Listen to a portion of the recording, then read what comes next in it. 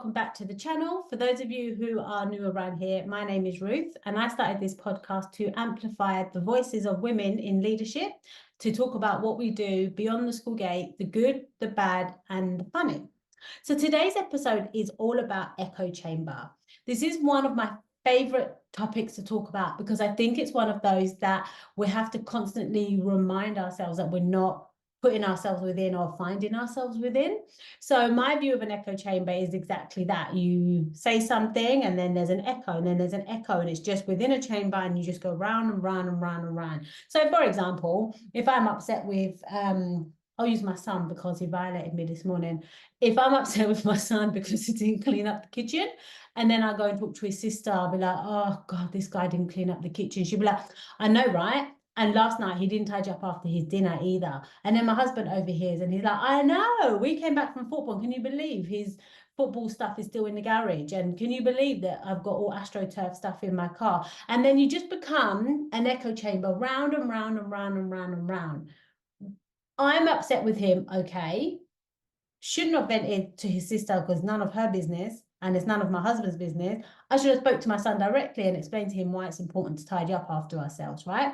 So that's just an example. I didn't do that because I probably just wiped down the counter and called it a day, to be honest.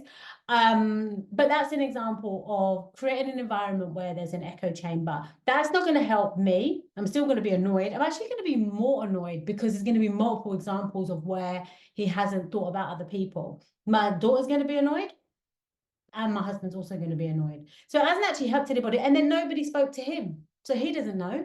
He hasn't realized. He hasn't been given an opportunity to correct his ways. So I think that we need to be careful.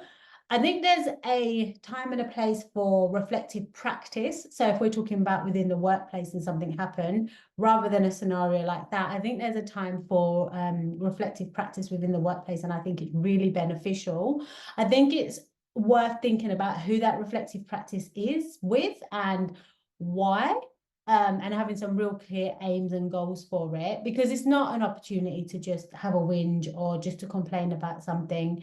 It is an opportunity to reflect on your practice, reflect on the practice of the team, on the practice of others, and to also think about, okay, this was a learning. What have we learned from this, and how can we get stronger as individuals or teams moving forward? So I suppose that's just kind of my layman's explanation of what an echo chamber is. I think we see it within workplaces, and I think we see it within friendship groups. I think that I intentionally surround myself with people that won't engage in becoming an echo chamber.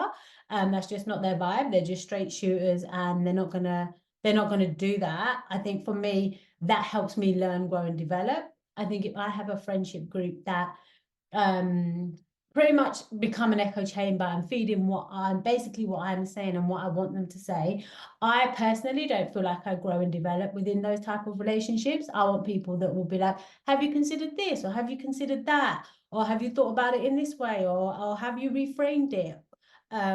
Because I think that is where the growth happens. I have a couple of friends that really helped me do that. And we have like hours of conversations. And I just find it really helpful because they're in a completely different sector to me, completely different role to me. And they're really able to help me kind of take the big lens out and have a think about, is this what I'm thinking it is, or is it something else? And sometimes it is, and sometimes they're like, no, from my perspective, from the outside looking in, what you've told me, that's exactly what's going on. Or sometimes they're like, no, I just don't get that. And they're able to help me step through maybe the other factors that have compounded to lead me to think that that situation has happened, and that so they avoid getting involved in that echo chamber, which I find is really, really helpful as well. Because it's easy, if you're upset about something, it's easy to try and rope other people in and to get that snowballing effect going and being like, oh yeah, this happened, and then compound and compound and compound. I think it's easy because it kind of validates you, right? It makes you feel like, yeah, my feelings really matter here, and I'm not seeing things, or I'm not looking into things, or I knew it, I knew that person this, or I knew this situation that. And it just validates what you're feeling. And I think that really helpful having people that force you to think outside the box. So next time you find yourself possibly being pulled into an echo chamber, just ask yourself, do I need to go to this party? Do I need to go into this chamber and conversate? Maybe you do. Maybe that's what you need of that day. Maybe that's what that person needs. I'm not saying that you should never engage in things like that, because I think that that would be unrealistic. But I think what I am saying is we all have a duty to think about why, that question before we go in. That's it. Ask ourselves a question. I'm going into an echo chamber. Am I cool with that? Yep, off I go. Or no.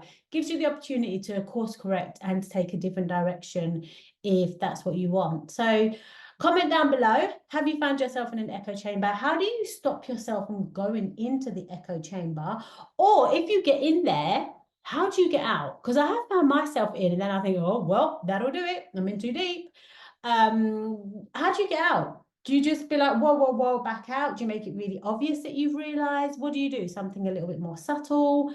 Comment down below, because you never know, you might be helping somebody else out. So thanks again, guys, for tuning in, and I will see you in the next one. Bye.